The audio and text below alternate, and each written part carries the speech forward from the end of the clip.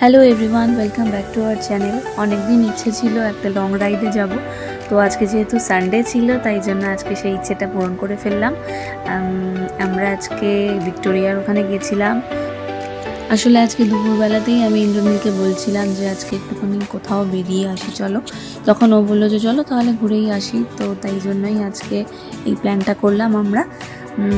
এই যে আমরা এখন যাচ্ছি এখানে নবান্নের সামনে দিয়ে, আর দারুণ একটা ওয়েদার ছিল। আমরা তো যখন যাওয়া শুরু করেছিলাম তখন তো বৃষ্টিও পড়ছিল, তারপর তো আবার ঘরে চলে আসি, এসে আবার রেনকোট নিয়ে তারপর আমরা আবার স্টার্ট করি। তারপর মাঝ রাস্তায় ঠিক নয়, ওই প্রায় মন্দিরতলার কাছাকাছি এসে ওখানে আমরা আবার রেনকোট খুলে নিয়ে তারপর আবার যেতে আরম্ভ করি। আসলে খুব গরমও লাগছিল, ওয়েদারটাও তো বেশ গরমই ছিল। তো যাই হোক, বাইকে যখন চড়ছিলাম তখন আর অতটা গরম লাগছিল না, বেশ ভালোই লাগছিল।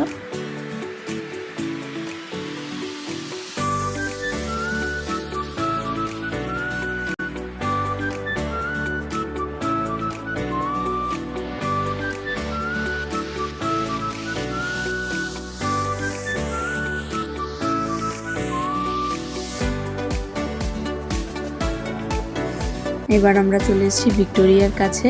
বেশ জায়গাটা খুব সুন্দর, ফাঁকা ফাঁকা ছিল, তার জন্য বেশ ভালো লাগছিল।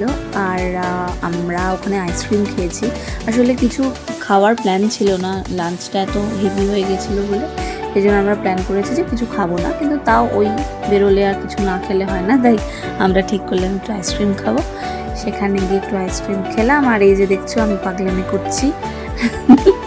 তারপর ইন্দ্রনীল আমাকে আইসক্রিম চুজ করতে বলে, তো আমি এই চকো ভ্যানিলা আইসক্রিমটা চুজ করি। তো দুজন দুটো আইসক্রিম খেয়ে আবার টুকুর করে বেরিয়ে পড়েছি। এবার এটা আমরা নন্দনের পাশ দিয়ে যাচ্ছিলাম। আসলে খুব ভাল লাগছিল, হয়তো অনেক দিন পর বেরিয়েছিলাম বলেই এতটা ভাল লাগছিল।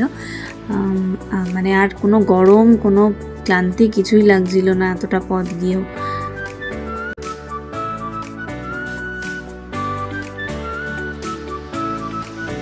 এবার আমরা চলে এসেছি আমাদের হাওড়া ব্রিজে, যেখান থেকে আমাদের বাড়ি আর কিছুক্ষণের মাত্র রাস্তা। তো যাচ্ছি এবার বাড়ির দিকে। তো সব মিলিয়ে আমাদের সানডে ইভিনিংটা খুব ভালো কাটলো। প্রত্যেক সানডে তো এরকম বেরোনো হয় না, তো অনেক দিন বাদে এরকম বেরোতে পেরে সত্যিই ভালো লাগছে।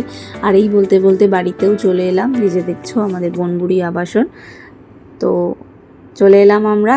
তো দেখা হবে পরের কোনো ভিডিওতে, ততক্ষণ টাটা।